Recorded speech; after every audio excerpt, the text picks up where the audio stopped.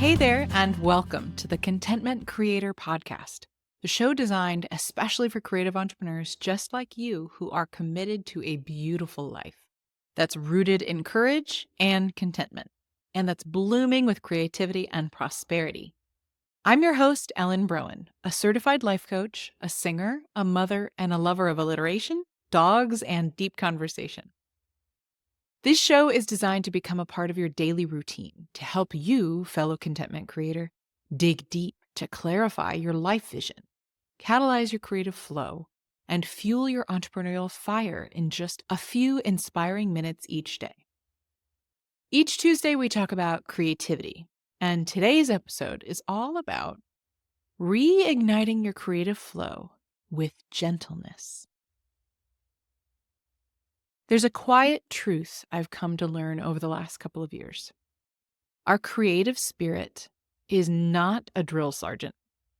It's not here to whip us into productivity or shout at us when we fall behind. As the creator Hines says, creativity is a gentle companion. And when we learn to treat it as such, it begins to feel safe enough to speak to us.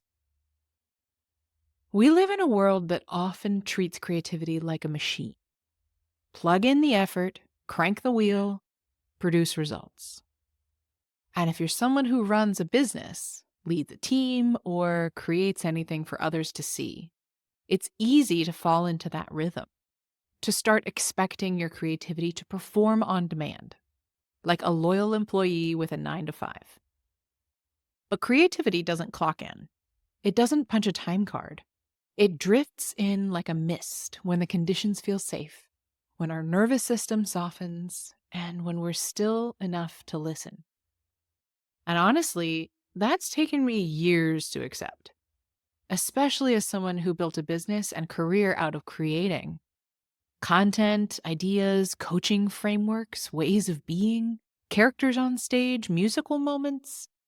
I used to try to control my creativity and tame it to bend to my will and to my timeline.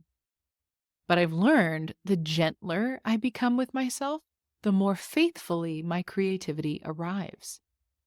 See, our creativity doesn't want to be controlled. It wants space made for it. It wants to be invited. It wants to know that when it does show up, maybe at 3 a.m. when you're blurry-eyed or in the middle of folding laundry, you'll receive it. That you won't shame yourself for not being on schedule or dismiss the idea because it's inconvenient. Somewhere along the way, I learned when your creativity knocks, open the door, even if you're in your pajamas. That idea has stuck with me because our creative spirit can show up as a whisper. It doesn't shout over the noise. It often waits for our inner world to be quiet enough to hear it. I've been in seasons where creativity felt miles away, just radio silent. Whether it was after becoming a mother and navigating postpartum trauma, or dealing with seasons of burnout, I felt empty and voiceless.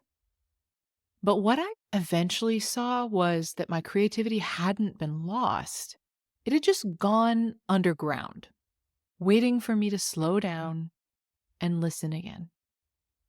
And when I did, when I stopped trying to force it back into being, it returned, softer and wiser than before. So today, I want to offer this reminder. Creativity doesn't need to be loud or perfect or impressive. Sometimes it arrives as a whisper, a strange idea, a tug in your belly, a sentence that you can't stop thinking about, a song you hum without noticing. It is enough.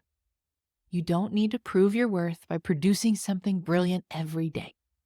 You don't need to demand your creativity meet some deadline in order to be valid.